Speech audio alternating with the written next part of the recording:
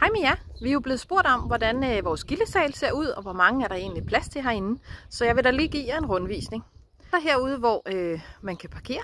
Det er den ene af vores parkeringspladser. Det er her på græsset, vores kaniner plejer at gå.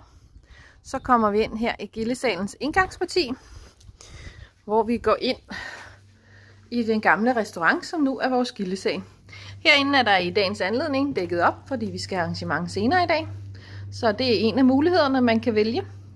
Her kan man booke lokalet både til, at man selv sørger for det hele, at man kan booke det med forplejning og mad, afhængig af hvor mange man er.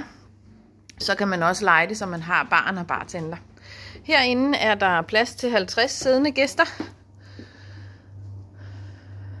Så kan I se her, de skal have buffet senere. Men det er ligesom længden og hyggen i vores gamle fine stue. Så hvis man lejer det uden barn, så lukker vi døren. Og ellers så kan man gå direkte ind i barns lokaler her.